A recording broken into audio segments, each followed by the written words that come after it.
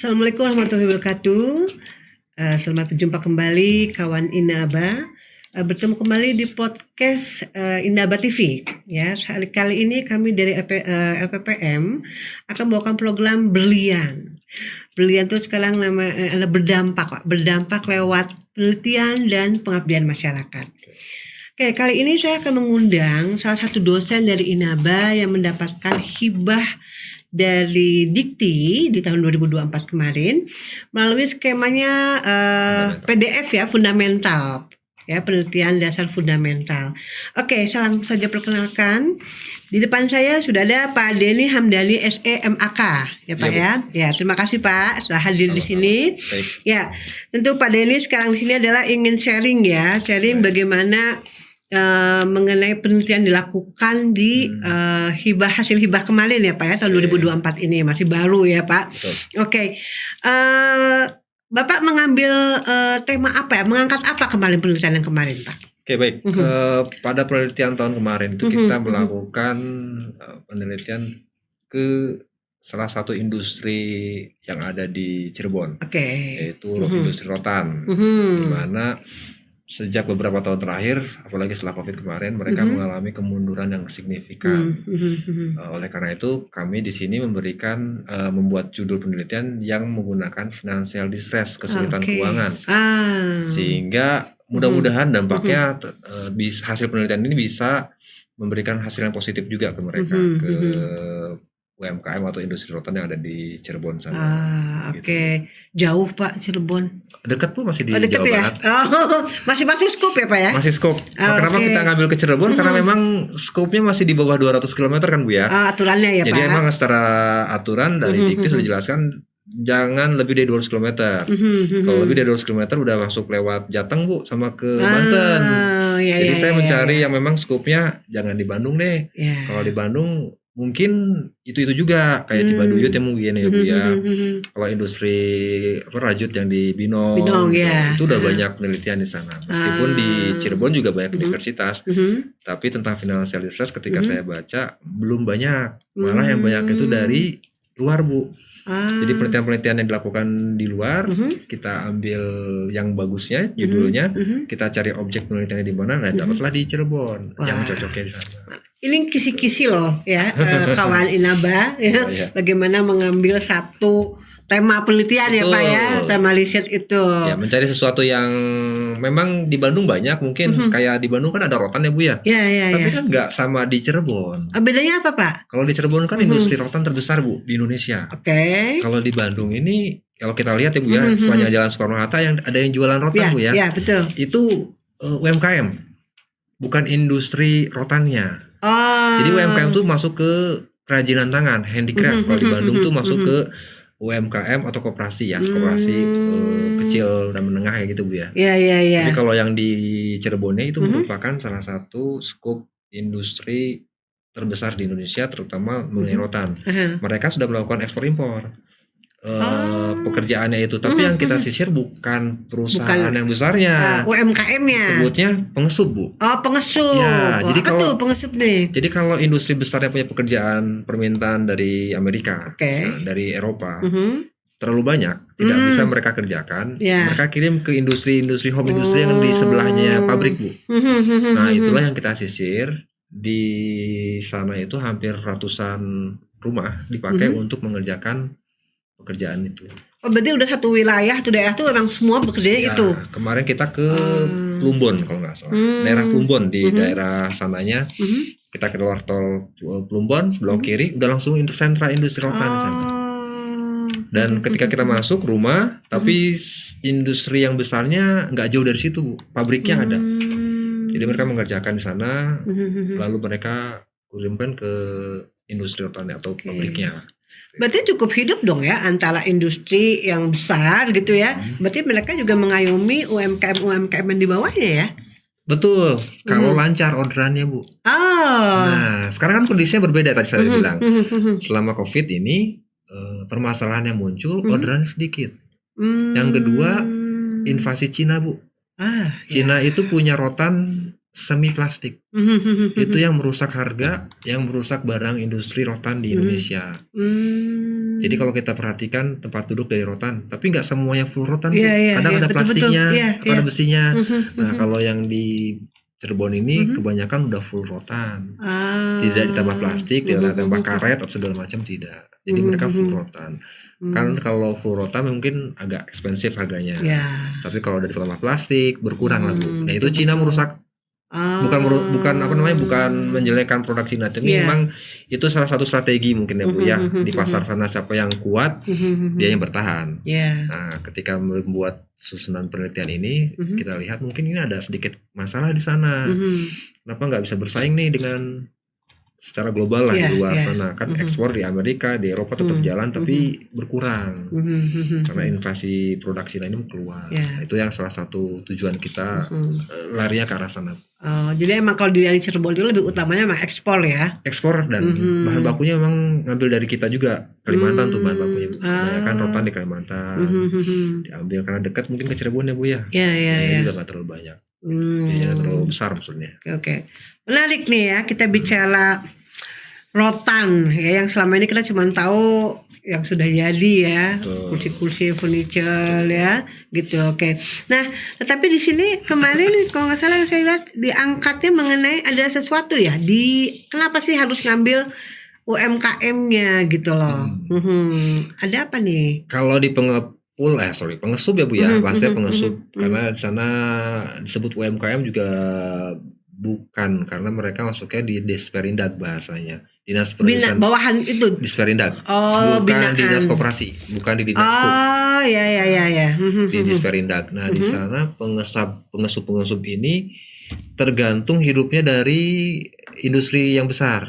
Oke. Semakin banyak pekerjaan dari industri rotan yang diterima dari luar, maka pekerjaan ke mereka akan banyak. Nah, kalau kosong gimana nih? Sedikit nggak ada. Mereka jualan sendiri Bu, untuk di pinggir jalan diajarin. Nah, itu banyak sepanjang jalan kita pada saat datang ke Cirebon itu udah banyak pinggir jalan udah tukang rotan semua yang jualan. Nah, yang di rumah-rumah yang toko-toko itu pengesup namanya. Nah, mereka mencari cara gimana biar bisa hidup tanpa harus tergantung dari yang besar. Nah, kalau yang besar kalau sekali datang gede banyak, membuka lapangan kerja juga. Tapi pada saat gak ada mereka harus hidup sendiri. Nah, itu mungkin fenomena yang kita cari tentang kesulitan keuangan atau financial distress itu. Berarti mereka sebagai pengesup itu bahan baku dan sebagai modal itu sendiri. Bahan baku sudah disiapkan, ada dari industri besarnya. Tapi pada saat mereka mengerjakan sendiri otomatis butuh modal Bu, tenaga kerjanya, bahan baku tambahannya, itu otomatis mereka harus mencari modal sendiri. Nah, itu juga salah satu kendala. Ketika mereka punya kesulitan keuangan, dampak efeknya apa nih kesulitan keuangan? Karena dia nggak bisa punya uang sendiri untuk modal. Perputaran cash flow-nya di mereka nggak cepet, sehingga mereka terbatas hanya bila ada orderan mereka bisa hidup. Tapi kalau misalnya nggak ada orderan, gimana nih? Atau mau bikin industri sendiri yang kecil-kecilan, tapi modalnya nggak ada. Nah, kita bantu ke sana aksesnya. Dengan riset ini mudah-mudahan masukan yang kita berikan ke pihak industri rotan ini bisa menjadi masukan juga. Karena di sana ada yang menaungi para industri rotan ini, HIMKI salah satunya, Himpunan Mebel dan Furniture Indonesia. Salah satunya ada di Cirebon. Nah, di sana ada rotan salah satunya di sana juga. Tapi mereka membantu hanya sebatas menjual. Tapi kalau untuk pembayaran modal ya harus sendiri. Nah, dengan adanya riset ini mudah-mudahan solusi saran yang kita berikan bisa menjadi salah satunya masukan buat mereka. Salah satunya itu Bu, CSR. Kan kalau kita pernah dengar sebagai akademisi, CSR itu ada di setiap perusahaan, tapi nggak semuanya. Tapi kalau di BUMN pasti ada. PLN, Telkom, di sana punya CSR. Cuman kunci atau buka pintu untuk mendapatkan CSR inilah yang pihak industri rotan kecil pengesup ini belum tahu harus kemana. Ya, kemarin juga sempat kita lakukan FGD ya Bu di sana, walaupun jumlahnya nggak banyak, tapi pengurus HIMKI-nya ada di sana, Bank BRI juga ada, perwakilan dari industri rotannya juga ada. Oh, udah bagus dong ya. Berarti sudah Betul. menyatukan ya, kolaborasi. Betul. Pecah helix itu ya. Betul. Nah, akademisi, pemerintah ya, betul. pengusahanya, pebisnisnya. juga ada. Media belum, Pak? Belum Ya. Karena kalau riset nggak pakai media, Bu. Nggak pakai media ya. Karena kita bikin sendiri. Ya. Nah, Kecuali BKM ya, Bu ya, media. ya. Oke. Nah, itu ada kendala nggak, Pak, waktu melakukan penelitian? Oh, banyak. Kendala yang kita hadapi di lapangan terutama, Bu ya. Beberapa industri pengesap ini banyak yang tertutup, bukan beberapa, banyak yang tertutup. Tertutup tuh data nggak mau dikasih. Oh, ya. Kita salah satunya mencari adalah laba, Bu. Itu kan sensitif sekali ya, Bu ya, dengan perusahaan. Tapi ketika kita berikan pendekatan, mereka akhirnya bisa memberikan informasi tersebut, walaupun sangat nitip ya, Pak. Jangan diinformasikan ke yang lain. Maksudnya ke yang lain tuh saingan mereka. Oh tidak, Bu, ini untuk riset saja. Iya. Tapi berarti mereka sudah membuat pembukuan gitu, apa itu sudah berarti mereka? Mereka kan dapat labanya sebatas, oh bulan ini labanya sekian, tanpa dicatat. Oke. Jadi karena banyak yang uang ini hafal, mungkin saya jualan sekian dapat sekian, otomatis untung saya segini nih. Dicatat, mungkin dicatat dalam pikiran mereka. Konvensional ya. Banyak yang kayak warung gitu, Bu. Iya. Tapi beda dengan yang industri yang besarnya, pabriknya. Mereka sudah punya laporan keuangan sendiri, segala macamnya sendiri. Dan kita sisir yang bawahnya. Gitu. Oke. Jadi itu diminta untuk membantu untuk mendapatkan CSR tadi mungkin. Betul, kita bantu pintunya aja, Bu, cara membuka dan bagaimana menyusun laporan keuangannya yang sederhana, Ibu ya. Kemudian bagaimana kita menghitung berapa sih yang punya jaminannya. Karena banyak di sana yang tidak punya jaminan. Kalau kita mau ngambil pinjaman ke bank, berarti ada jaminan kan, Bu ya. Iya. Kalau CSR kan bukan dalam bentuk jaminan, tapi dalam bentuk laporan nanti. Betul. Uang ini dipakai buat apa, seperti apa realisasinya. Nah, itu sebetulnya lebih menarik buat industri rentan. Makanya kita kalau ke perbankan atau finansial yang lainnya standar lah, pasti ada yang harus kita jaminkan. Tapi mereka tidak memiliki jaminan kebanyakan. Rumah juga masih kontrak, tempat kerjanya ya, Bu ya. Mau jaminin rumah sendiri udah disekolahin sertifikatnya, kendaraan cuma punya motor nggak akan cukup, gitu ya, Bu ya. Nah, itu mungkin beberapa kendala next riset kayaknya, Bu, yang akan kita bahas nanti. Oke. Berarti selama ini mereka masih mengandalkan dari kalau ada CSR dan penjualan sendiri. Bukan CSR, Bu, mengandalkan pemasukan dari industri rotan yang besar ya, memberikan kerjaan. Makanya pengesap ini yang mungkin banyak yang tutup gitu. Yang bertahan tuh yang kuat modal biasanya. Tapi mungkin tadi dengan SDD tadi kan sudah membuka peluang tuh ya. Betul. Kuncinya udah terbuka tuh, misalnya tadi dengan para BUMN, misalnya begitu. Kita sudah memberikan fasilitasi. Kita sudah berikan contoh. Ini ada Bank BRI nih di Cirebon, sok go ke sana. Kalau PLN gimana, Pak? CSR biasanya buat proposal. Nah, mereka yang belum tahu bikin proposal seperti apa ya. Itu next riset juga buat kita nanti. Kita berikan pelatihan memberikan bagaimana cara bikin proposal, bagaimana cara bikin anggaran biaya yang baik agar permintaan kita disetujui gitu untuk ke CSR-nya, Bu ya. Itu langsung berdampak ya, Pak ya? Insya Allah berdampak. Mudah-mudahan. Kalau yang kemarin dampak langsungnya selasa apa nih, Pak? Yang 2024 ya. Iya, kita harapkan yang sudah kita sampaikan bisa membantu mereka lebih mandiri dalam mencari permodalan sendiri. Bisa mandiri dalam penghitungan laporan keuangan, penjualan juga bisa dilakukan selain konvensional, dilakukan secara online atau digital. Kan zaman sekarang udah digital semua ya, Bu ya.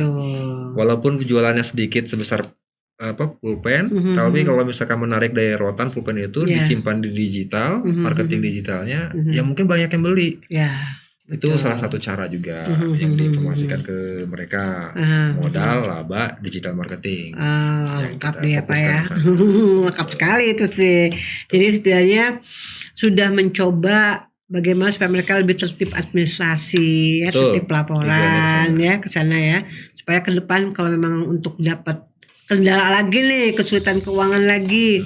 Udah tahu ya Pak ya? Ya, solusi sudah tahu. Link sudah terbuka. Link sudah. Link sudah ada Sudah gitu. ada, tinggal maju mau berani nggak majunya. Nah, tinggal itu. Tinggal menyiapkan pelurunya, Bu. Ya benar. Pelurunya disiapkan Betul, versi betul. mereka kan, kita nggak bisa bantu administrasi sendiri. Ya. Mereka yang tahu kondisi mereka. Oh, jadi tahun 2025 ini masih di sana Pak? Kita kan selalu Rencana ada tahun ya. ini ya mungkin ya masih di sana. Saya, Pak Yoyo Ya. mungkin masih di sana. Walaupun berbeda sedikit ceritanya, tapi fokusnya masih di rotan. Kita ingin save dulu nih rotan Indonesia biar maju lagi kayak dulu. Boleh dong Pak nih bocoran ya kawan Inaba. Kira-kira apa sih yang menarik lagi di 2025 ini? Masih di rotan di di Cirebon gitu loh. Kira-kira kenapa tuh? Apalagi atau memang masih ada PR nih Pak yang masih Banyak, harus Bu, dilakukan? banyak. Di rotan tuh kayak tadi ya Bu ya. Mereka perlu pelatihan, bikin proposal, membuat laporan keuangan yang baik seperti apa. Terus yang terakhir ini AI Bu, artificial intelligence. Ya. Ini bisa membantu buat mereka bikin laporan keuangan, membikin proposal. Tapi AI ini kan buatan manusia juga pasti ya. ada kekurangannya. Betul. Perlu dianalisa lagi Bu. Jadi apa yang AI buat kita harus analisa sendiri. Tapi minimal AI ini membantu. Nah tahun sekarang kami dan tim memfokuskan AI beserta akuntansinya untuk memajukan rotan terhadap keputusan keuangan. Mereka mau ngapain nih dengan AI? Membantu mereka nggak untuk memutuskan keputusan keuangan yang baik selanjutnya seperti apa? Nah itu yang tahun sekarang kita coba ajukan lagi, yang mudah-mudahan berjalan lancar semuanya. Tapi memungkinkan ya, maksudnya para UMKM itu akan familiar lah ya dengan AI itu, mereka fasilitas-fasilitasnya juga memang. Kalau AI ini kan di secara digital banyak ya Bu banyak, ya. Di laptop, di gadget, di komputer, PC itu mereka tinggal ngambil sendiri. Cuman kan penggunaannya masing-masing beda. Kalau untuk kebutuhan keuangan, akuntansi atau manajemen, AI-nya mana nih yang dipakai? Terus bagaimana cara pakainya? Terus bagaimana menganalisa laporan keuangan agar bisa kita putuskan nih kita mau ngambil modal kemana? Nah ini yang diperlukan di mereka.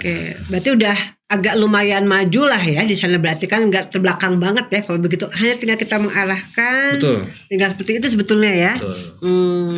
Ya kalau di sana kesulitannya salah satunya adalah ini Bu, internet juga. Internet. Itu dekat laut? Iya dekat laut. Cirebon itu dekat laut. Ya maksudnya dekat banget gitu ya sehingga. Tapi kalau secara internet mereka memang nggak semuanya dipasang. Ada wifi di masing-masing rumah. Terus ada juga yang tidak memiliki PC, hanya ditulis tangan saja kayak warung. Administrasinya hanya sebatas keluarga, bapaknya yang jualan, anaknya yang catat. Nah itu banyak yang masih family industri juga di sana. Memang seperti itu sih basisnya. Tapi cuma pengen tahu nih sekali informasi, kalau di sana kok bisa beli-beli yang di pinggiran seperti itu bukan reject ya, bukan karena harus reject. Oh yang jelek gitu Bu ya? Misalnya hasil sortiran yang ekspor gitu loh. Bukan. Enggak ya? Kalau saya berpikirnya itu salah satu cara mereka untuk survive. Terus ya, oke. Untuk survive. Saat sepi ya, nggak ada order. Jadi kalau mau main ke Cirebon nanti mampir Bu ke souvenir, jangan cari makanan dan kerupuknya aja. Tapi tetap kita cari souvenir di sana lewat rotannya, kerajinan rotannya ya. Tapi ini lebih ke furniture ya. Handicraft Bu. Kerajinan tangan juga ada yang kerajinan, tapi kalau yang besarnya furniture, mebel. Yang si UMKM itu yang ngerjain apa? Mebel ya? Oke. Kalau furniture sedikit malah. Sedikit. Banyaknya apa tuh yang dipesan? Kursi, meja, banyak tempat duduk, tempat tidur yang kecil. Negara mana tuh Pak? Eropa Bu, Eropa, Amerika masih ada, Amerika Selatan juga ada. Saya diberikan datanya sih, berupa ekspor yang keluar. Terus sekarang udah mulai stabil lagi, udah mulai bagus lagi Pak. Kan udah lewat nih. Sepertinya harus ngupdate lagi Bu itu datanya. Update lagi ya. Kalau tahun ini kita berangkat lagi pasti diupdate nanti. Tapi kalau lihat pertumbuhan rotan sih masih stagnan Bu. Masih belum berkembang pesat. Tapi naik, cuman tidak terlalu signifikan. Iya.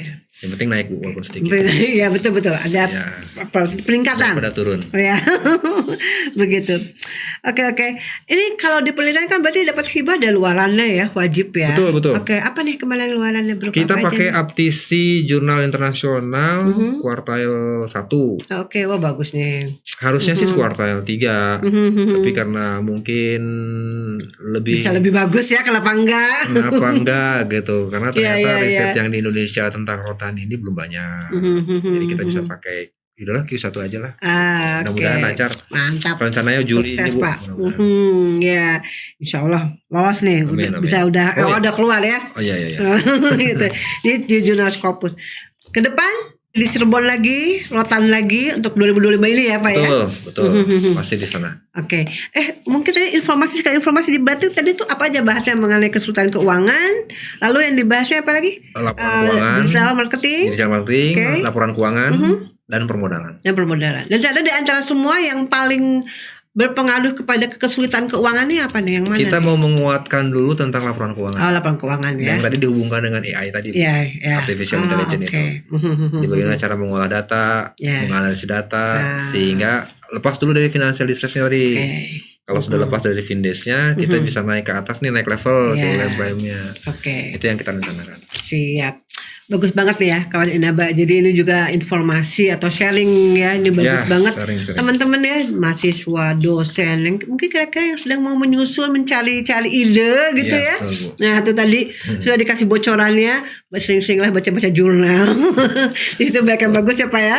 Nah lalu juga ternyata bagaimanapun bagusnya satu industri itu udah bagus, pelaku-pelaku di bawahnya masih tetap kita harus ada pembinaannya, begitu ya Pak ya. Jadi tetap kuatkan industri kita, UMKM di bawah gitu ya, terutama untuk pengelolaan keuangannya. Begitu. Terima kasih, mungkin segitu aja. Ada yang mau disampaikan lagi Pak? Poinnya adalah kita harus mencintai produk Indonesia. Nah, itu dia dulu. Salah satunya rotan. Gunakan rotan ya. Cinta produk Indonesia. Kalau di kantor kan banyak kan kayu ya Bu ya. Kayu ya betul. Plastik juga ya. Jadi kalau rotan biasanya di rumah-rumah. Untuk inventarisir atau untuk hanya sebatas keindahan di rumah. Betul, tapi kita bisa mencintai produk Indonesia lebih bagus. Ya, itu. Himbauan ya daripada yang sudah melakukan riset, ayo gunakan rotan, cinta produk Indonesia. Oke, kawan Inaba, demikian, terima kasih, selamat siang, assalamualaikum warahmatullahi wabarakatuh.